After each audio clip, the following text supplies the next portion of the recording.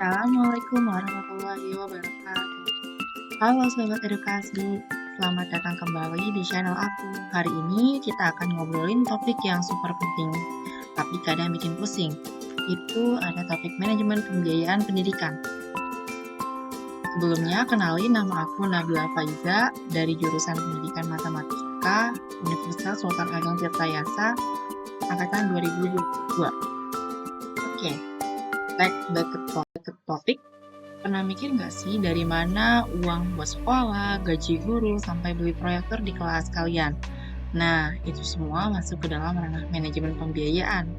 Dan nggak cuma itu, kita juga akan ngebandingin gimana sih negara Indonesia dan Malaysia dalam mengelola dana pendidikannya. Penasaran? Yuk langsung kita bahas. Oke, sebelum membahas perbedaannya, aku di sini mau jelasin sedikit apa itu manajemen pembiayaan pendidikan. Manajemen pembiayaan pendidikan adalah serangkaian aktivitas yang berkaitan dengan penataan sumber, penggunaan, dan pertanggungjawaban dana pendidikan di suatu lembaga pendidikan. Sekarang, mari kita lihat bagaimana manajemen pembiayaan pendidikan di tanah air kita, Indonesia. Di Indonesia sendiri, pendanaan pendidikan diatur sangat kompleks dalam Undang-Undang sesuai Pasal 31 Ayat 4 UUD 1945 yang mewajibkan anggaran pendidikan sebesar 20% dari APBN. Ini merupakan komitmen yang sangat besar. Dilansir dari website Kemenkeu, untuk sektor pendidikan di tahun 2025 sendiri, dana pendidikan mencapai 724,3 triliun. Wow, itu angka yang cukup lumayan besar ya. Dana pendidikan di Indonesia sendiri dipergunakan untuk Kartu Indonesia Pintar, Program Indonesia Pintar atau PIP, Bantuan Operasional Sekolah atau BOS, Bantuan Operasional Perguruan Tinggi Negeri atau BOPTN, Beasiswa LPDP, Tunjangan Profesi Guru, Sekolah Rakyat, dana riset, dan juga digitalisasi pendidikan. Kita terbang sedikit ke negara tetangga kita, Malaysia. Bagaimana mereka mengelola pembiayaan pendidikannya? Malaysia sendiri memiliki sistem pendidikan yang dinaungi oleh Kementerian Pendidikan Malaysia atau KPM. Dilansir dari pemberitaan belanjawan 2025 Malaysia Madani, PM Datuk Seri Anwar Ibrahim menyampaikan anggaran pendidikan yang diberikan pada tahun 2025 sebesar 64,1 miliar ringgit atau sekitar 245,78 triliun rupiah. Dan dana untuk Kementerian Pendidikan Tinggi atau KPT sebesar 18 bilion ringgit atau sekitar 69 triliun rupiah dari total APBN sebesar 20%. Dana pendidikan di Malaysia sendiri diperuntukkan untuk proyek naik taraf dan penyelenggaraan sekolah seluruh negara, bilik daza yang uzur, naik taraf prasarana sekolah Sabak dan Sarawak, bantuan prasekolah, terus juga ada sekolah baru dibina, program sambungan infrastruktur jalur lembar talian, Project Point of Presence atau POP, rancangan makanan tambahan atau RMT, bantuan alat persekolahan, pengumpulan uang amanah pelajar miskin, kadar geran per kapita PCG, beasiswa, pinjaman, dan elawan pendidikan, dan biaya pendidikan disediakan Badan Tabung Pendidikan Tinggi Nasional atau PTPTN untuk pelajar di bidang sains matematik, kejuruteraan, dan teknologi STEM di IPTA. Dan untuk menambah baik prasarana, mengganti peralatan yang usang, dan luas capaian internet di semua universiti awam. Wah, pembagian dananya cukup dijelaskan secara. Dan di Malaysia juga subsidi pendidikan dikurangi secara berperingkat bagi kumpulan pendapatan 15% teratas. Sebagai gantinya dimanfaatkan untuk menambah baik prasarana, sekolah berasrama penuh atau SBP, dan Institut Pengajian Awal atau IPA. Data-data itu semua saya ambil dari berita terkait dana pendidikan di tahun 2025 media Malaysia.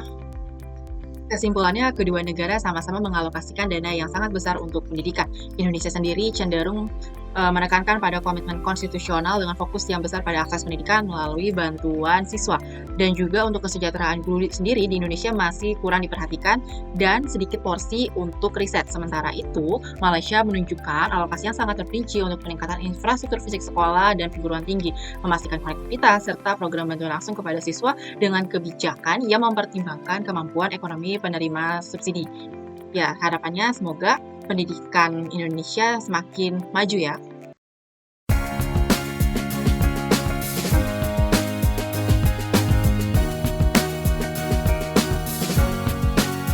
Oke, selanjutnya kita beralih ke kasus nyata dari persoalan manajemen pembiayaan pendidikan di Indonesia.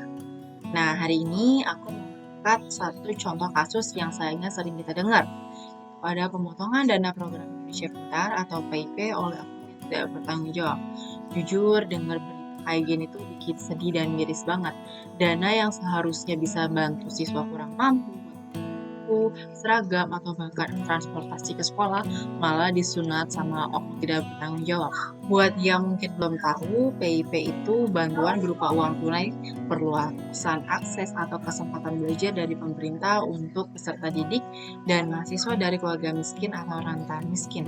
Tujuannya mulia banget ya, yaitu buat mencegah anak-anak putus sekolah dan mendorong mereka untuk terus belajar.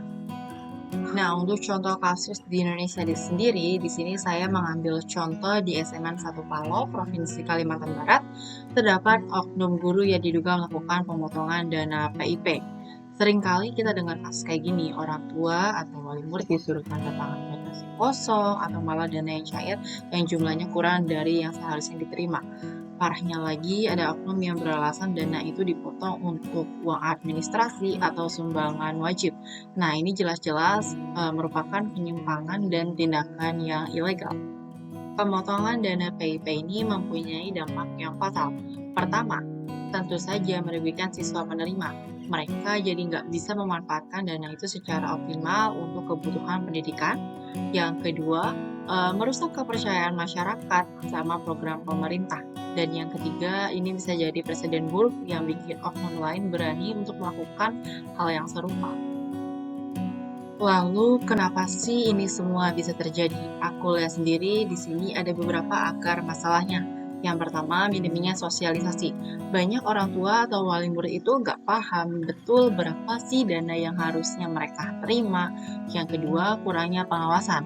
Mekanisme pengawasan dari pihak terkait, mulai dari sekolah sampai dinas pendidikan, kadang masih lemah. Yang ketiga, modus operandi yang rapi. Oknum-oknum ini seringkali punya cara yang sistematis buat melakukan pemotongan. Yang selanjutnya, ada ketidakberanian melapor. Korban sering sekali takut untuk melapor karena merasa nggak cukup bukti atau takut akan dampak di kemudian harinya. Oke, sekarang kita masuk ke bagian yang paling penting, yaitu solusi agar kejadian ini nggak berulang kembali. Yang pertama, sosialisasi yang masif dan jelas. Untuk pemerintah dan sekolah sini wajib banget bikin sosialisasi yang bikin mereka paham gitu besaran dana PIP punya pendidikan, terus juga bisa lewat spanduk di sekolah atau grup WhatsApp orang tua gitu ya. Terus juga gunakan bahasa yang mudah dipahami oleh para orang tua itu ya. Yang kedua, untuk mekanisme pengaduan yang aman dan mudah. Bikin kanal pengaduan khusus yang harus ada nomor telepon atau email yang aktif dan responsif untuk melaporkan dugaan pemotongan. Yang kedua, jamin rahasia pelapor. Nah, ini penting banget ya supaya mereka itu nggak takut untuk melapor. Terus juga solusi yang ketiga itu pengawasan berlapis dan transparan. Dinas pendidikan sendiri juga harus aktif sidak, jangan cuma nunggu laporan, tapi juga harus proaktif melakukan sidak ke sekolah-sekolah yang dicurigai. Terus juga pasang papan informasi publik di setiap sekolah, pasang daftar nama penerima PIP, terus beserta jumlah yang diterima, bisa jadi semua orang bisa melihat dan mengawasi. Dan solusi yang terakhir itu ada penegakan hukum yang tegas. Tindak tegas oknum yang terbukti melakukan pemotongan dan harus dihukum dengan hukuman yang berlaku agar menjadi efek jerak. Terus juga publikasikan kasusnya, bukan untuk mempermalukan ya, tapi sebagai pelajaran bagi yang lain dan bukti keseriusan pemerintah. Dengan manajemen pembiayaan pendidikan yang baik, mulai dari perencanaan, pelaksanaan, sampai ke pengawasan, kita bisa pastikan setiap rupiah dana pendidikan itu benar-benar sampai ke tangan yang berhak. Yuk, kita semua harus selalu aware dengan keadaan di negeri ini. Jangan sampai kita tidak aware ya.